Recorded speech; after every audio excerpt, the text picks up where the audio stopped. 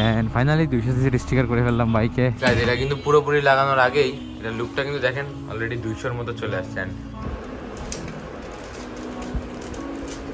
বাইকের look almost বেশ ভালোই চেঞ্জ হয়েছে, রেডটা দিয়ে এখানে মিলাইছে। আর এখানে টোটাল রেড 200 সিসির যে সেটআপটা এটা অলরেডি কিন্তু অনেক সুন্দর লাগতেছে। আমাদের যদি ধরতো একটা কেস আমি খাইতাম, আল্লাহ বাঁচাইছে। সো ফাইনালি মোটামুটি বাইকের কাজ শেষ। বাইকের আউটলুকটা এরকম।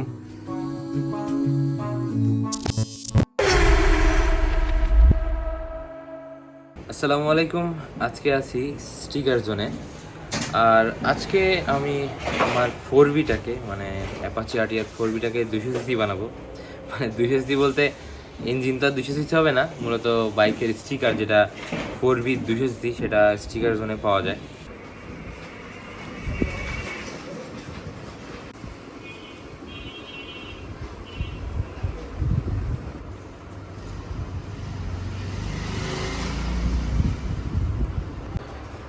আর পিছনে হচ্ছে এই যে এটা দেখতে হচ্ছে ভাই, এটা তো রিফ্লেক্টিভ তাই না, মানে আলোতে পড়লে এটা রিফ্লেক্ট করবে।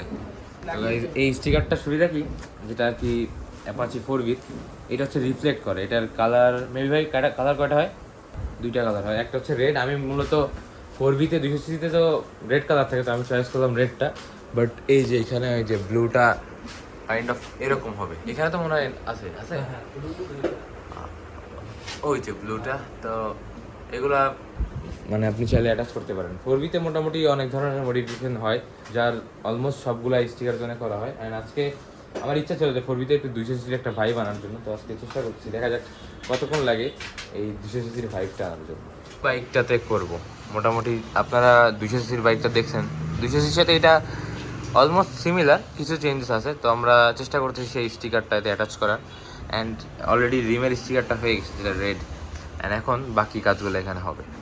স্টিকারের মেইন পার্টটা হচ্ছে ট্যাঙ্কে মূলত হয়, এই ট্যাঙ্কটাতে রেড কিছু সেবার কিছু তো ভাই মডিফিকেশন হবে তাই না, মানে স্টক যে স্টিকার তারপর তো কিছু জিনিস অ্যাটাচ করা হবে আজকে।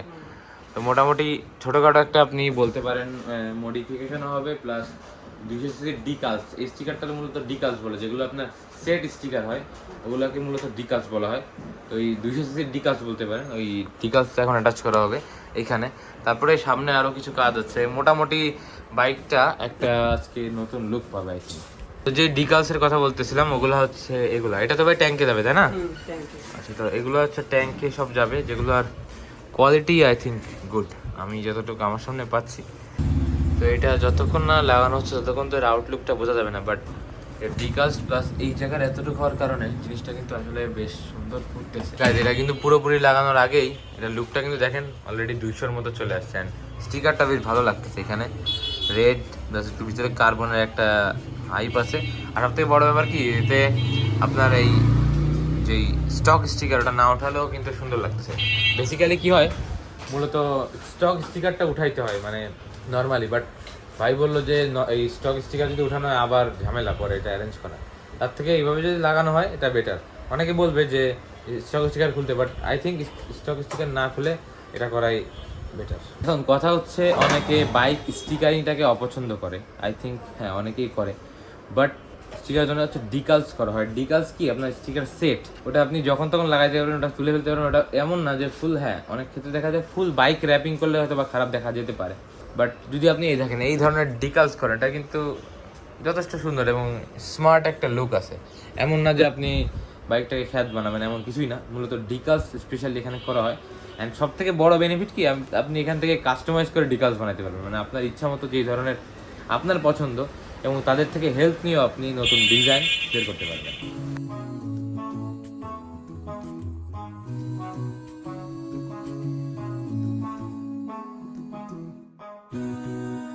বাইক এবার খোলা হয়েছে মূলত। এবার আমরা এইখানে একটা রেড শেড দিব, তাহলে প্রপার 200 লুক আসবে। এখনো বাকি আছে, এখানে আরটিআর লেখাটা বাকি আছে।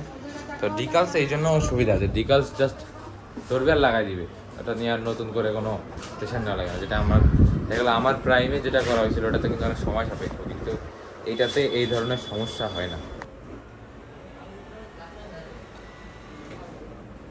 And finally red mark is ready. এটা মাঝখানে দিলে মোটামুটি ডিকালসের যে মেইন লুকটা এইটা হয়ে যাবে। ওয়েল, বাইকের লুক অলমোস্ট বেশ ভালোই চেঞ্জ হয়েছে, রেডটা দিয়ে এখানে মিলাইছে। আর এখানে এখন একটা RTR লেখা হলে মোটামুটি সেট রেডি। আর এখানে কি ভাই এই জায়গায় রেড করে দিবেন? তাই এখানে রেড করলে মোটামুটি এর যে সেট আপটা, টোটাল রেড 200cc যে সেট আপটা, এটা অলরেডি কিন্তু অনেক সুন্দর লাগতেছে। And guys, just look at this, black and red এর combination. and black and red এর যে কম্বিনেশন ঠিকঠাক হয় তার কারণ হচ্ছে আমার যখন সাইকেল ছিল ডাটমুর 104X, ওইটাতে আমি রেড আর ব্ল্যাক এর কম্বিনেশন করছিলাম। অ্যান্ড এটা তো এখন সেম সে একটা অবস্থা, এখনো সুন্দর প্রপারলি হয় না। এখন এখানে RTR লেখাটা আসলে দেন এটার প্রপার লুকটা আমরা পেয়ে যাবো ইনশাল্লাহ। হ্যাঁ, এখানে আপনি দেখেন যেখানে ভালো হয়। হ্যাঁ, ঠিক আছে। এটা হচ্ছে ফাইনাল লুক RTR। এখন পুরোপুরি বাইকটা 200cc মতো হয়ে যাবে। ফ্যান ওই দিক তো এই জন্য এটা জানতে সুন্দর লাগছে। এই স্টকটা না থাকলে মনে আরো ভালো হতো নাকি।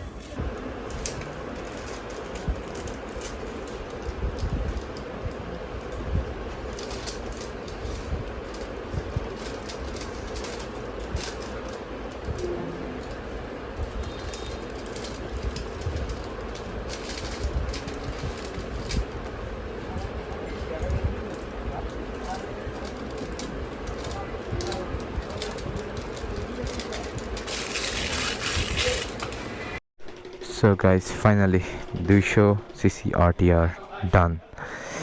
Yes, সুন্দর লাগতেছে ভালো। আরও মডিফাই করবো, সমস্যা না, এটা আমার কাছে অনেক দিন আমি ইনশাল্লাহ ইউজ করবো। আর এখন ব্যাপারটা হচ্ছে গাইজ, একটা মজার এবং ভয়ের ব্যাপার আছে, সেটা একটু পরে বলতেছি। ওয়েট ভাই, ওই চাবি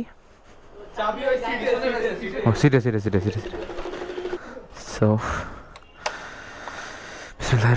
সুন্দর লাগতেছে বাইকটা, রেড দিয়ে ভাইব আসছে বাইকে। Let's go.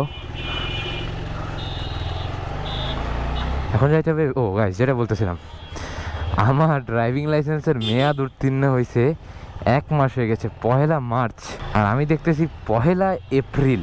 এখন আমি যে এই রোজার ভিতরে যে 1-150 কিলো রাইড মারলাম বড় বড়, আমারে যদি ধরতো একটা কেস আমি খাইতাম। আল্লাহ বাঁচাইছে। আর এখন এই লাইসেন্সের হয়, দোয়া করেন যাতে স্মার্ট কার্ডটা পেয়ে যায়। বাইকের স্মার্ট কার্ড হয়ে গেছে, এটার স্মার্ট কার্ড হলে আর একটা স্মার্ট কার্ড লাগে মানুষের, সেটা হচ্ছে ওই কি বলে ডিজিটাল যে NID। এই 3টা হয়ে যায়, 3টা কার্ড লাইফ সেট মোটামুটি আর কি। আর এখন শর্টকাট দিয়ে বেরোচ্ছি যদিও আমি, কারণ এখন ওইভাবে রাস্তা নাই, এদিক দিয়ে বেরোতে গেলে অনেক ঘোরা লাগে আমার।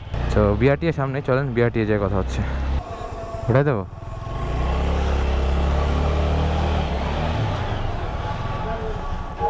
কই রাখবো? ওয়াশ একটু পরে করাবো, এই BRT এর থেকে আইসে তারপরে।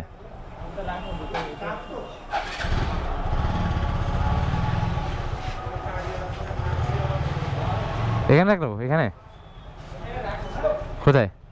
ওকে।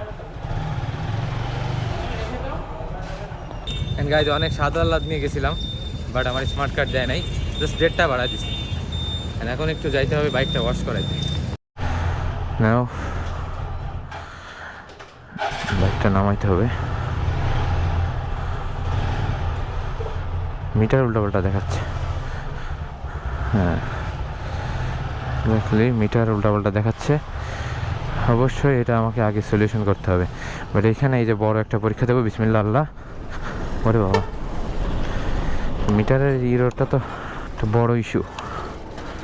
মিটার ইরোর হইতেছে, যে এটা তো ঠিক করতে হবে।